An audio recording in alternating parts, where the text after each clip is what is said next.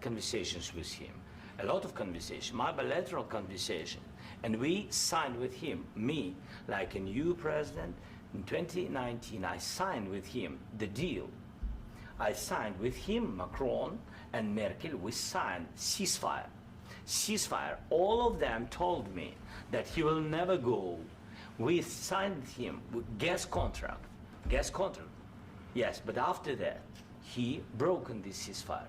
He killed our people and he didn't exchange prisoners. We signed the exchange of prisoners, but he didn't do it. What kind of diplomacy, JD, you are speaking about? What do you mean? I'm talking about the kind of diplomacy that's going to end the destruction of your country. Yes, but if you Mr. President, with respect, I think it's disrespectful for you to come into the Oval Office and try to litigate this in front of the American media. Right now, you guys are going around and forcing conscripts to the front lines because you have manpower problems. You should be thanking the President for trying to bring an end to this conflict. Have you ever been to Ukraine that you say what problems we have? I have been to. Come once. I've actually watched and seen the stories, and I know what happens is you bring them on a propaganda tour, Mr. President. Do you disagree that you've had problems bringing people into your military? And do you think that it's respectful to come to the Oval Office of the United States of America and attack the administration that is trying to prevent the destruction of your country? A lot of questions. Let's start from the beginning. Sure. First of all, during the war, everybody has problems, even you, but you have nice ocean and don't feel now, but you will feel it in the future. God bless. You don't know that. God bless. You God bless. You will not have a war. Don't tell us what we're going to feel. We're trying to solve a problem. Don't tell us what we're going to feel. I'm not telling you. Because you're in no position to dictate that. That's exactly what you're doing. You're in no position to dictate what we're going to feel. We're going to feel very good. You will feel influence. We're going to feel very good and very strong. You will feel influence. You're right now not in a very good position.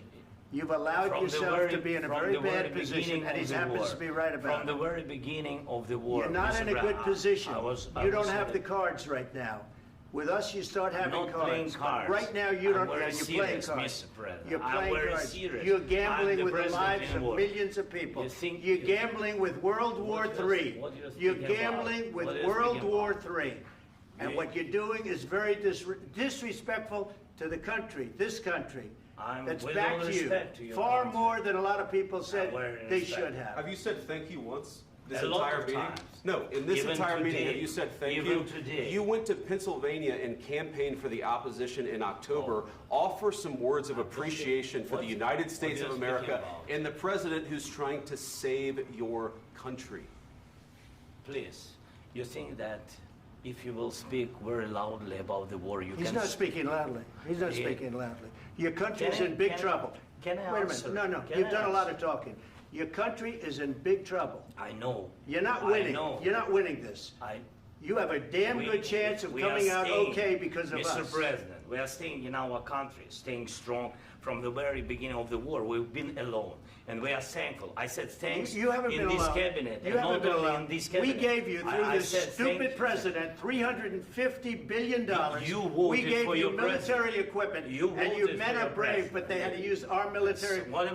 If you didn't have our military equipment, if you didn't have our military equipment, this war would have been over in 2 weeks. In 3 days. I heard it from Putin. In 3 days. This is something maybe new. Less. In 2 weeks. Of course, yes. It's going to be a very hard thing to do business like this. Again, I tell you. Just say thank you. I said a lot of times to American people. Accept that there are disagreements, and let's go litigate those disagreements rather than trying to fight it out in the American media when you're wrong. We know that you're wrong. But you see, I think it's good for the American people to see what's going on. I understand, sir. I think it's very important. That's why I kept this going so long. You have to be thankful. You don't have the cards. Thankful. You're buried there. Your people are dying. You're running I low know. on soldiers. Listen, please, you're running Mr. low President. on soldiers.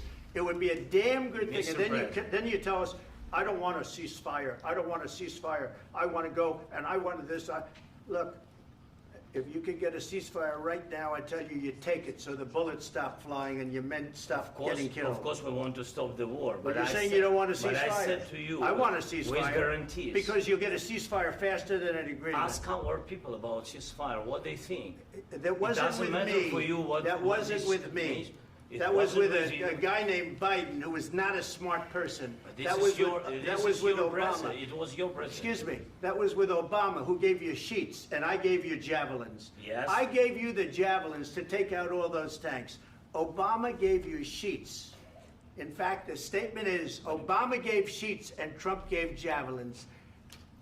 You got to be more thankful, because let me tell you, you don't have the cards. With us, you have the cards. But without us, you don't have any cards. One more question.